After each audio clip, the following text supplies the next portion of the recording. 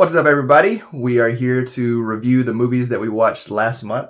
Last month being January 2024.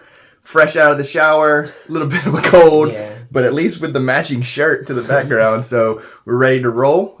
We'll go from 5 up to 1, back and forth, and also discuss the other movies that we watched that didn't make our top 5 favorites.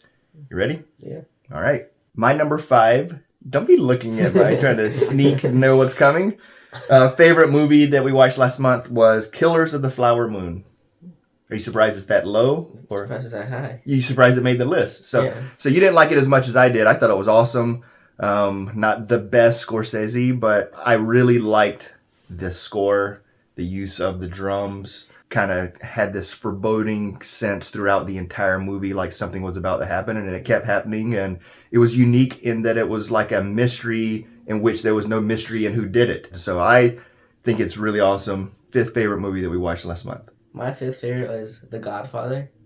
That low, huh? Yeah. Wow. That's surprising. Amazing acting, amazing score, amazing plot, amazing cinematography, amazing lighting. Just, it's a masterpiece.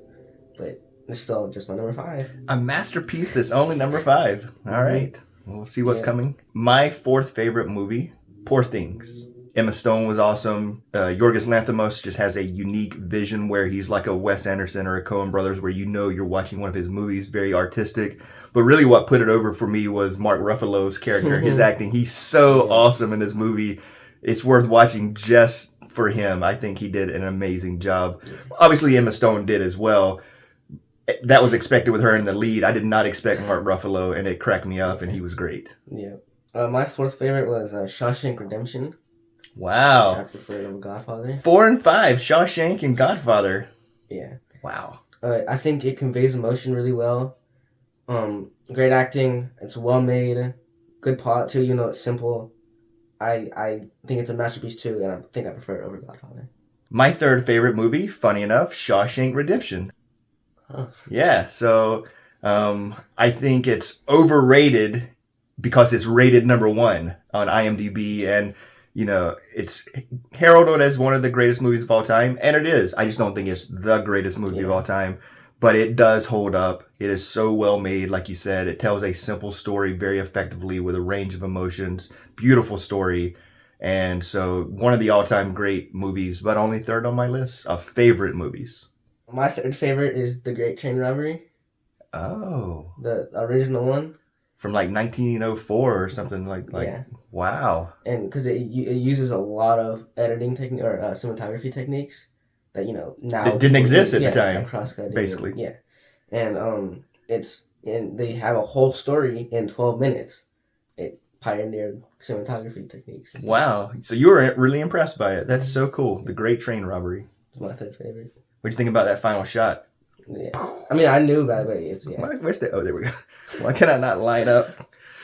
My 2nd favorite movie that we watched last month, inverse of yours, my 2nd is The Godfather. So right above Shawshank. Another past number 1 IMDb. And if I was considering movies for the greatest of all time, it would be included. And while I wouldn't include Shawshank in the argument for the greatest, Godfather, in my opinion, strong argument for the greatest movie. Although some might say part 2 is even better than part 1. But it's just such a classic for me. I've seen it so many times. The lighting, so many iconic lines and characters. And I enjoyed watching it. I was with you as well. So my 2nd favorite movie for the month, Godfather. My 2nd favorite was Poor Things. Mm-hmm. It's amazing, well directed, amazing acting, good cast. It's very artistic and unique and has an amazing set. I really liked the uniqueness. The set, like you mentioned, it's almost like a Dr. Seuss world. It's and it's very artistic, and I actually prefer it over Shawshank Redemption and Godfather. Wow. And it's a new movie. I think it's gonna win Best Picture. And you think that's gonna be the Best Picture winner for this year? Well, I wish it will. But you think Oppenheimer? It could win it, but yeah. Between Oppenheimer, Poor Things, Barbie, Flower Moon, like as 4 front runners, those are very different movies, and we've seen a lot of other great movies, and coming soon will be our tier list ranking of the Best Picture nominees for this year, so be on the lookout for that. All right, well, before we get to our favorite movie for the month, let's go through some other movies we saw.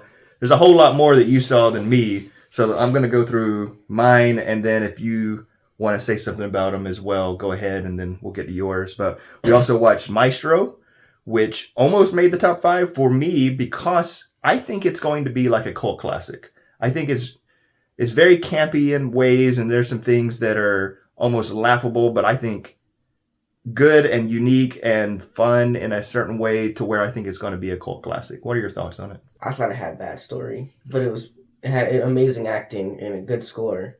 Because, but I think it had a bad story, and I feel like they should have focused on other parts of his life instead of the stuff they focused on there. Gotcha. Also, The Favorite, which, again, almost made my top 5. It was in the top 5 for a long time because between those 3 women, each incredible acting roles, unique roles, the movie carried by those 3. Again, another Emma Stone movie, but really awesome movie. What are your thoughts on The Favorite? Yeah, I thought it had amazing acting, great plot, well made, but a little too long. I think they could have cut some. It wasn't a long movie, but I think for the plot, it was a little too long. Mm-hmm. But I still think it was a really good movie, though. The Holdovers, which was is that one of the Best Picture nominees for this year? Yeah, and it's very good. It's got it looks like the time in which it takes place, the cinematography. Less modern and more retro in that regard, which I really liked. Yeah, I thought it had a great story, emotional, good acting.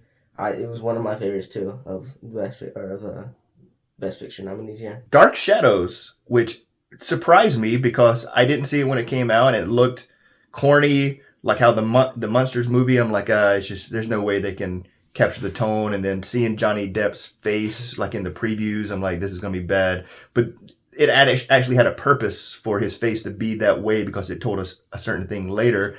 And I really liked it. And again, this, Tim Burton, someone that creates his own world, and you really felt it with Dark Shadows. And I was surprised by how much I liked it. Yeah, I enjoyed it too. I thought it was well made again. I thought it had a great cast of people, good acting. We also watched the ABCs of Book Banning, which is a short film nominated for the Academy Best Short Film. Really liked it. The topic is very important. And I thought that was a unique way to address it by having the children.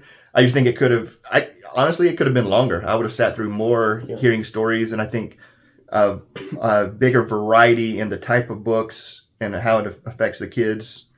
I think it should be turned into a full-length documentary. I would sit through a full-length version of that. So if that ends up being something that leads into more, that would be great, because when it was over, I'm like, oh, that's it? I wanted more. We also watched Indiana Jones and the Dial of Destiny, which was better than I thought it was going to be. It wasn't amazing or anything. It was good. It was good. The atmosphere was similar to the original Indiana Jones, I thought. And, I felt not the same, but it felt like it was like similar to that, and they took inspiration from the original one and not the past, like 3. Yeah, it was respectful of the original, I think. Yeah.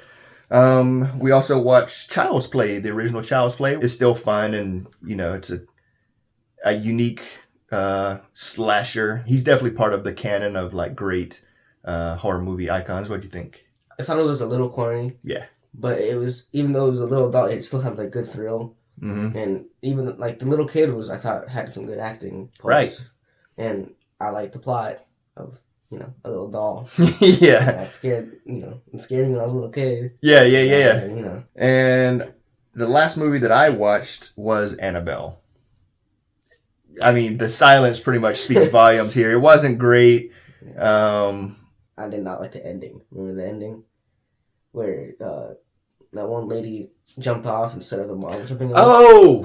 Oh, thank you for... Yes. That made it I started loving it whenever I'm like, oh my God, this lady is like attacking her baby, and the baby's in danger, and did she kill her baby? And then wait, no, she can sacrifice herself.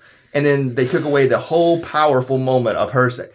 Okay, thank you for reminding me about that. So what else did you watch? I watched A Trip to the Moon, the George Méliès. I thought it was very imaginative. So you preferred The Great Train Robbery over A Trip to the Moon? Yeah.